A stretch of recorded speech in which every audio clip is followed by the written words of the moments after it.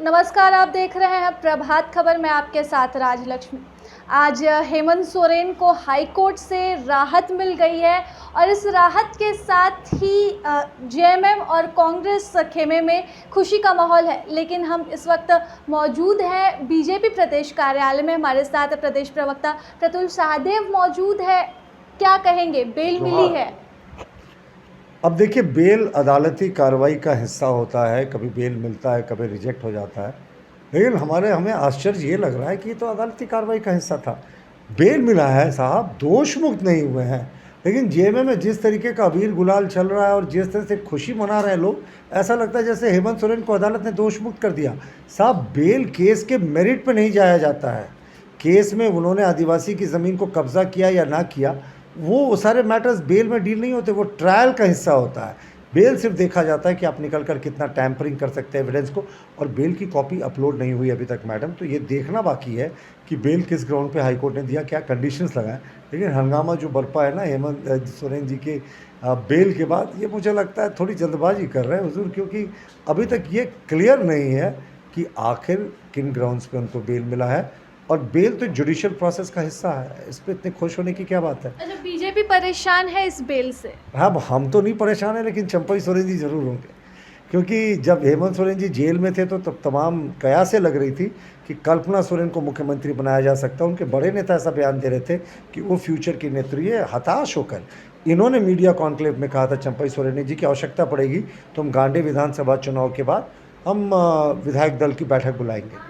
तो अब चंपई सोरेन जी के लिए चिंता की लकीरें तो ज़रूर बढ़ी है, क्योंकि सोरेन परिवार का एक इतिहास रहा है कि भले ही वो कोल्हान टाइगर है, एक बड़े आदिवासी नेता हैं, लेकिन परिवार के बाहर का कोई नेता इनको, वो आदिवासी नेता हो या कोई हो, ये फुटी आँख नहीं सुहाता। तो अब देखना है कि चंपई सोरेन जी की उल्टी नीति शुरू होती है या नहीं। अच्छा, विधानसभा चुनाव में जैसे लोकसभा चुनाव में कल्पना सोरेन अकेले थी, स्टार प्रचारक थी, अब तो हेमंत सोरेन भी साथ में है।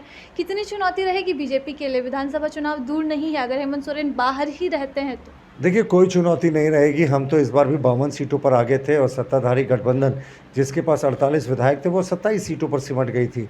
तो विधानसभा की सीटों की बात करें, अगर आप हम लोकसभा और विधानसभा का परिणाम तो झारखंड में अलग ही रहा है। 2019 की भी बात कर ले तो सीटें तो लोकसभा में 11 की 11 आप लोगों ने निकाल ली, लेकिन विधानसभा का परिणाम जो था वो उलट था। अब इतिहास ऐसे ही बनता है, ऐसा थोड़ी है कि जो पहले कभी हो गया वो नया नहीं हो सकता। लेकिन इन्होंने स्थानीय मुद्दों पे टोटल लोकलाइज करके चुनाव लड़ा था और लोकलाइज मुद्दों में इनको मुंह की खानी पड़ी थी। कल्पना सोरेन जी नेतृत्व कर रही थी तो 52 सीटों पर हम आगे थे, ये आधे पर आ गए थे। और हमें पूरी उम्मीद है कि जो इन्होंने एक भ्रम फैलाया था गांव-गांव में कि हेमंत सोरेन को ज़बरदस्ती जेल में बंद कर दिया गया है, अब हेमंत सोरेन जी अगर निकलते हैं, क्योंकि ईडी क्या अगली कार्रवाई करेगी, सुप्रीम कोर्ट मूव करेगी, वो एजेंसी का कॉल है, इसमें बीजेपी का कोई लेना देना नहीं। ये भी देखने वाली बात है, क्योंकि अरविंद केजरीवाल को सुबह बेल हुआ था और फिर हाई कोर्ट ने दूसरे दिन रद्द कर दिया था। तो अब हेमंत सोरेन जी बाहर रहें या अंदर रहें, हमें कोई अंतर नहीं। हम राष्ट्रीय एजेंडा पे काम करने वाले दल के लोग हैं, हमारे लिए क्षेत्रीय मुद्दे महत्वपूर्ण होते हैं और हम अपने एजेंडा पर चलते हैं। कोई बाहर हो अंदर हो, कोई फर्क नहीं पड़ता। मुद्दा बदलेगा नहीं हेमंत सोरेन के आने से? स्ट्रैटेजी चेंज नहीं होगी विधानसभा चुनाव के लिए आप लोगों की? बिल्कुल नहीं। राष्ट्रवाद हमारा प्रथम है, राष्ट्र प्रथम का मुद्दा है। उसके बाद जो क्षेत्रीय यहाँ के जो आकांक्षाएं हैं, आज भी बाबूलाल मरांडी जी जिला अध्यक्षों और जिला प्रभारियों के साथ बैठक कर रहे हैं, कल हारे हुए उम्मीदवारों के साथ और जो बड़े ट्राइबल लीडर्स हैं उनके साथ।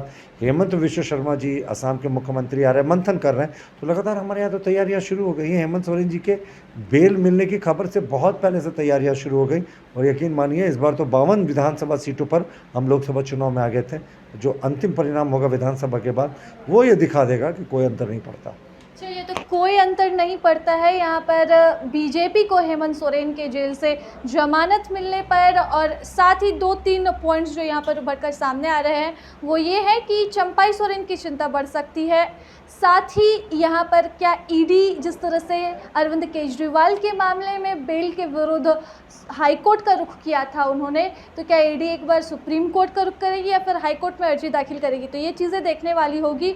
और किस ग्रांट पर बेल मिली है ये भी बात अभी देखने वाली होगी बेल की कॉपी अपलोड होने के बाद। तो फिलहाल इसके साथ प्रभात खबर से मैं राजलक्ष्मी। प्रभातखबर.com, विश्वास वही, रफ्तार नहीं।